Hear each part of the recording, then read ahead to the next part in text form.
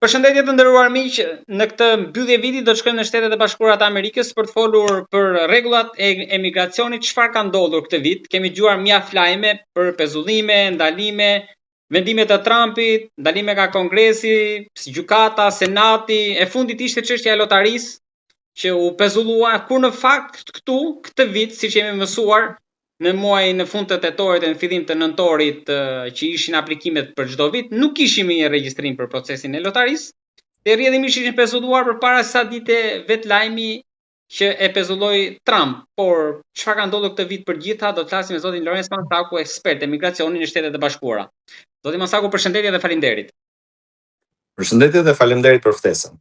Faleminderit ju për kohën edhe për mundësinë që më për të shpjeguar për të gjithë shqiptarët këtu, por edhe ata që janë këtu edhe duan të vinë andej, por edhe ata që janë atje dhe kanë dëgjuar mjaft lajme këtë kohë, sidomos edhe për familjarët që ndodhen këtu dhe janë në pritje, pasi në fillim të vitit kishim lajme për deportime të mundshme, që mund preknin dhe shqiptarë, duket sikur u harrua ajo, tashmë doli çështja e lotarisë. Por në tërësi çfarë ka ndodhur këtë vit me emigracionin? Nëse do ta mbledhnin në tërësi me administratën aktuale, ashtu siç premtoi gjatë fushatës elektorale presidenti Trump, që do të merret seriozisht me emigracionin dhe në të vërtetë po e tregon që po merr masa serioze në lidhje me emigracionin. Që nga deportimet që vazhdojnë dhe zyra e ICE është fuqizuar shumë, vazhdon të marrë punonjës të ri dhe vazhdon të gjurmoj dhe të kap persona që janë të padokumentuar, të paligjshëm në Shtetet e Bashkuara dhe t'i dëboj.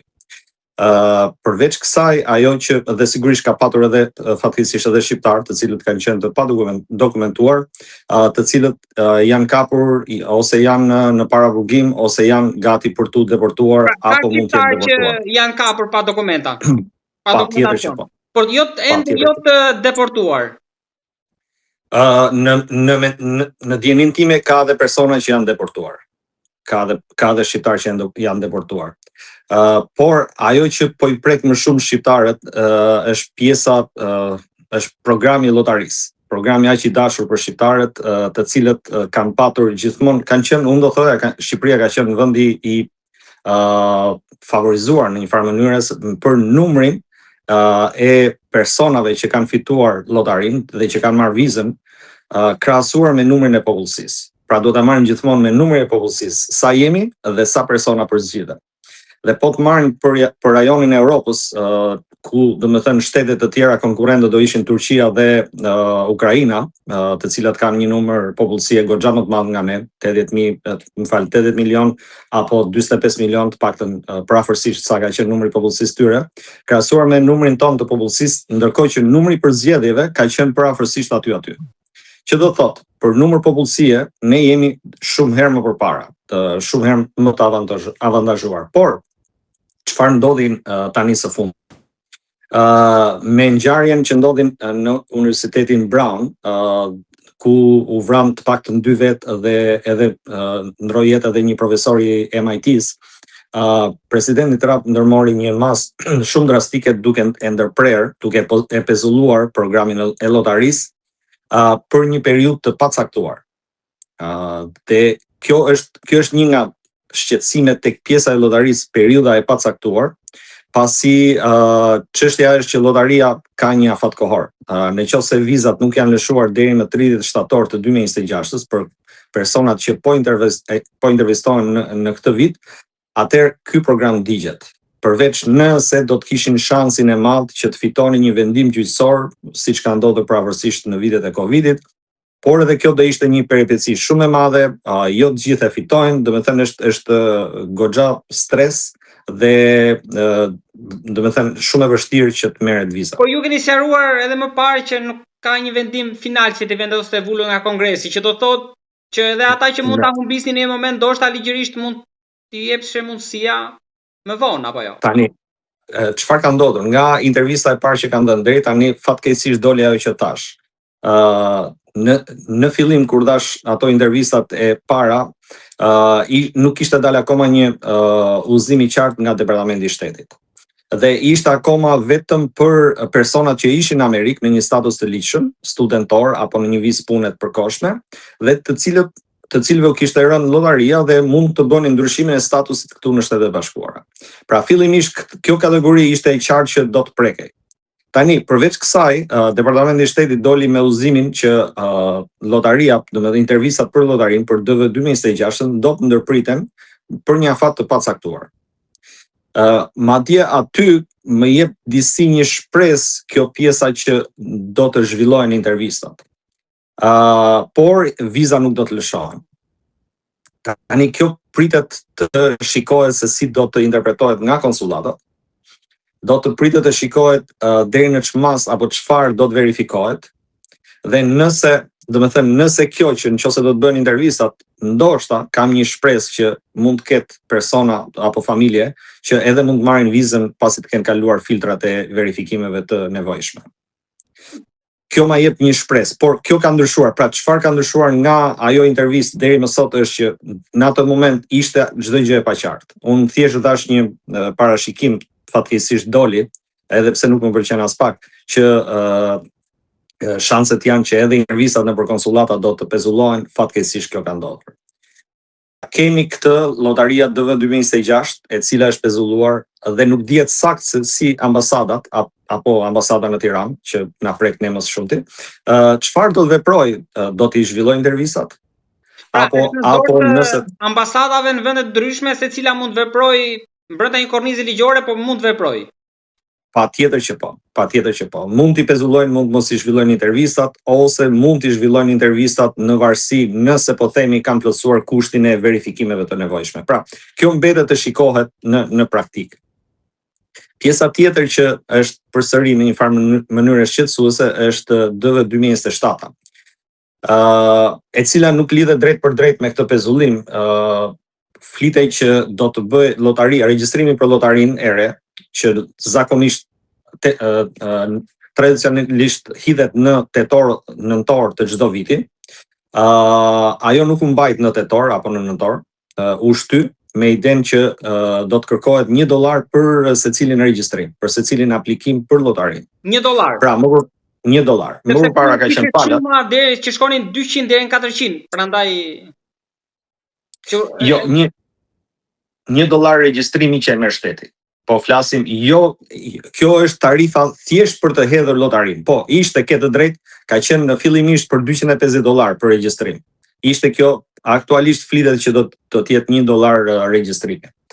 Që nuk është ndonjë gjë e madhe, por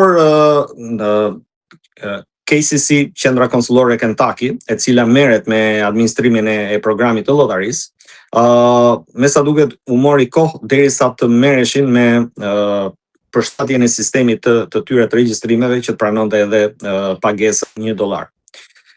Duke u bërë dhe pezullimi i llotarisë, tani mbetemi në pritje çfarë do të ndodhë. A do të hapet periudha e regjistrimeve, apo edhe kjo do të mbetet pezull, e cila përsëri do kishte ato problemet e veta pastaj, sepse edhe për DV 2027-ën, nëse nuk do të bëj, atëherë do të kishim problemin tjetër që s'do të kishim intervista. Pra jemi përpara këtyre dy të panjohura në një farë mënyrë.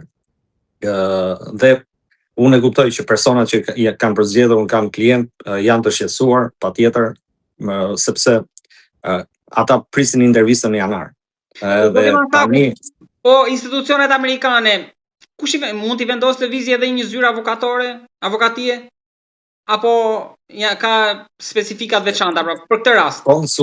Të kuptoj. Konsullatën nuk e vën në lëvizje dot zyra konsullore. Nëse, pra çfarë ka ndodhur historikisht mund të jetë që personat e prekur mund të kontaktojnë një zyrë avokatie dhe pastaj ata mund të hedhin në gjyq departamentin e shtetit. Gjë që ka ndodhur më përpara dhe në varësi të se si do të vendoset për gjyqin.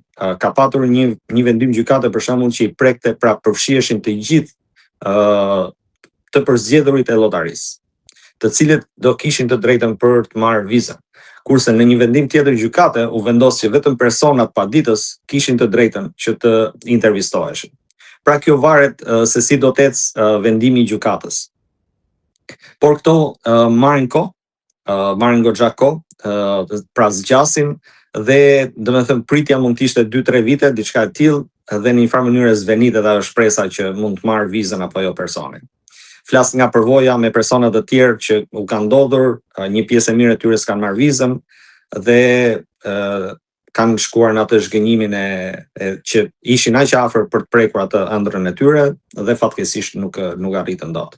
Për në gjykimin tuaj, ajo që mund ndodh në vazhdim, mendoni që gjitha shtetet mund digjet dhe njohemi për thatin te ky grupi që janë pezulluar, apo do bëhet një filter dhe do jenë vetëm disa shtete që mund pezullohen dhe të tjerat mund të ketë zhbllokim?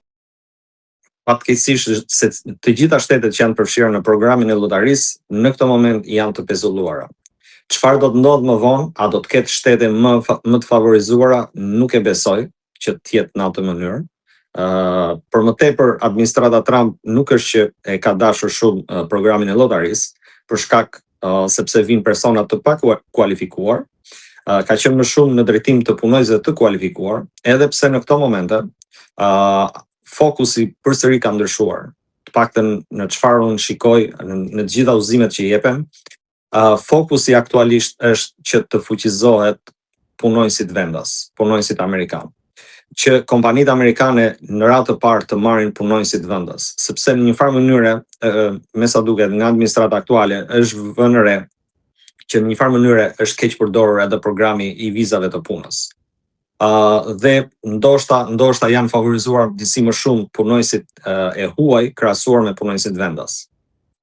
Dhe parë në këndvështrimin e një Amerikani, normalisht, të një personi këtu, normalisht do thonë që po, patjetër, domethënë, sepse jep më tepër mundësi një personi që kërkon një punë këtu, apo jep më tepër mundësi të trajnohet për atë pozicion pune dhe të punësohet.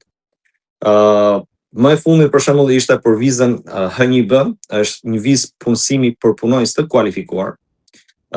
Dhe përveç tarifës $100,000 të cilën e vendosi administrata Trump për punëdhënësin, nëse duan që të punësojnë një punojës të huaj, përveç asaj kanë vendosur kritere ekstra për punojësit, si edhe vetëm për punojës që janë vërtet shumë të specializuar dhe me rroga shumë të larta. Pra punojës si thua që janë eksperta asaj fushë. Dhe jo punojës po themi në një nivel më mesatar, që ka patur plot, dhe pavarësisht shumë komenteve nga kompani të cilat do ishin dëmtuar, administrata është e vendosur që të vazhdojnë atë drejtim për kategorinë H1B, për punojës të kualifikuar. Pra, nëse deri në administratën Trump 1 ishte diskutohej pjesa që duan punojës të kualifikuar, tani është shumë e specifikuar. Kategoria e punojësve të kualifikuar, jo vetëm të kualifikuar, por ekspertët e asaj fushë. Zoti Mansaku, dhe diçka kam për ta mbyllur. Tani si bie, kush janë rrugët që mbeten të lishme për të kaluar oqeanin? Sigurisht është sfidë aktualisht bashkimi familjar, sigurisht për personat që kanë një të afërmën e tyre familjar në Shtetet e Bashkuara, por edhe këto varet nga lidhja e personit me personin amerikan. Tani nuk janë prekur. Jo, këto nuk janë prekur. Pra bashkimet familjare gjithmonë mbeten, vizat e punës edhe pse janë vështirësuar. Një kategori tjetër është vizë investimi, e cila nuk të bën me green card, është viza E2, 3D traders, kjo është më shumë për persona që janë biznesmen në Shqipëri dhe që duan të hapin një biznes në Shtetet e Bashkuara. Ku kapitali për shembull nuk është shumë i lartë, pra diku te $100,000, dhe për sa kohë që mbajnë në punë 2-3 persona dhe biznesi është fitimpruarës, ata mund të përditësojnë vizën apo mund të ndryshojnë statusin tu në Shtetet e Bashkuara në mënyrë të rregullt dhe mund të jetojnë e punojnë në Shtetet e Bashkuara. Kjo është një mundësi tjetër. Por siç thash, në këto momente çdo gjë është shtrënguar goxha më tepër krahasuar me çfarë ka qenë. Por ajo që nuk është shtrënguar pak deri tani janë ndoshta vizat qoftë për botrorin, pra vetëm ato turistike. Apo edhe këtu. Tani gjoj shumë njerëzit që dua të marr një vizë për botrorin. Atëherë, si viza turistike për botrorin, si një vizë normale, të dyja do të kalojnë në të njëjtin filter, a je ti i kualifikueshëm për vizën. Për konsulin duhet të mbajmë mend këtë gjë, për konsulin se kam punuar shumë vite në konsulat dhe është, do të thënë, e kam gjithmonë ja them edhe miqve të mi në grupin tim në Facebook tek Mansaku Solutions, u them që viza turistike është si duhet ta shikoj konsulli është që ti quhesh që ke qëllim imigrues, pra deri në momentin që në intervistë ti tregon ndryshe. Ti tregon që nuk ke qëllim imigrues për në Shtetet Bashkuara. Por konsulli ty duhet të konsiderojë që ti do të qëndrosh në Shtetet Bashkuara. Dhe me ato 2, 3, 4 pyetje apo maksimumi 5 pyetje që të bën konsulli, në një farë mënyre ai vendos nëse ti je i kualifikueshëm ose jo për vizë. Pra thjesht që ti mund kesh një bilet në botror, por nuk ke kushtet e tjera, apo je refuzuar më përpara për vizë, nuk ke shanse. Pra nuk është që do i kesh shanset e larta për të marrë vizën. Pra do ta mendojmë në të njëjtën mënyrë që është botrori dhe do të lëshohet dora dhe do të jepen viza. Në një farë mënyre edhe mund të jepen viza, por gjithsesi kriteret mbeten të njëjta në lidhje me kualifikimin për vizë. Zoti Masaku, të falenderoj shumë për gjitha shpjegimet. Kënaqësi për mua.